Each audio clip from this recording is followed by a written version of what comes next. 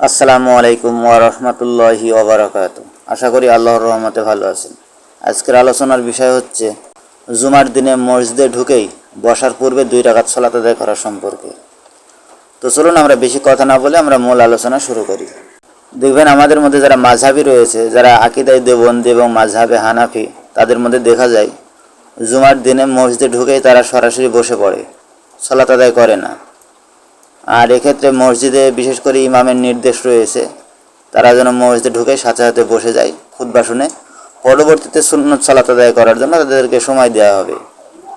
তারা যে নিয়মটাকে অনুসরণ করে চলেছে, তাদের ইমাম যেটা বলে এবং মুসল্লিরা সেটাকে অনুসরণও করে, তাদের এই নিয়মটা কতটা সঠিক চলুন আমরা হাদিস দিয়ে একটু বিষয়টি দেখি।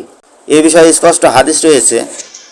সহিহ বুখারী হাদিস নাম্বার 930 এবং সহিহ মুসলিমে একই হাদিস রয়েছে।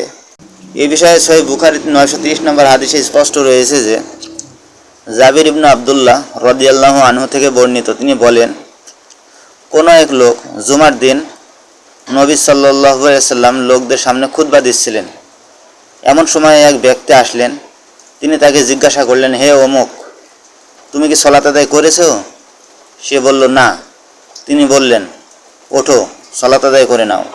তার মানে বোঝা যাচ্ছে যে ওই ব্যক্তি এসে সালাত আদায় না করে বসে গিয়েছিল, এই কারণে তিনি বললেন যে ওঠো, সালাত আদায় করে নাও। এটা আল্লাহর নবী বললেন, জুমার দিনে বললেন, খুতবা চলাকালীন অবস্থাতে বললেন। অথচ আমাদের এখানে দেখা যায় হানাফি ভাই যারা রয়েছে, তারা কেউ যদি গিয়ে সালাত আদায় করতে চায়, তারা বলে যে না, এখন সালাত আদায় করেন না, সালাত আদায়ের জন্য পরবর্তীতে সময় দেওয়া হবে। তারা এটা সম্পূর্ণ সুন্নাহ বিরোধী কাজ করছে। তো যারা আমাদের মধ্যে মাযহাবী ভাই, বিশেষ করে হানাফি মাযহাবের অনুসারী রয়েছেন, যারা আগে জানতেন না কিন্তু এখন আমার এই ভিডিওর মধ্যে জানতে পারলেন, তারা অবশ্যই আপনারা এই বিষয়টি তদন্ত করে দেখবেন যে আসলে কোনটা সঠিক।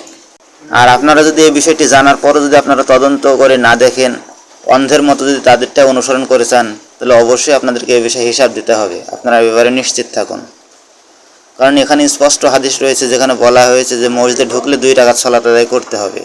আর আপনি সালাত আদায় না করে আপনি বসে গেলেন, এটা অবশ্যই সুন্নাহ বিরোধী কাজ এবং খারাপ কাজ। আশা করি বিষয়টি আপনার কাছে স্পষ্ট হয়েছে।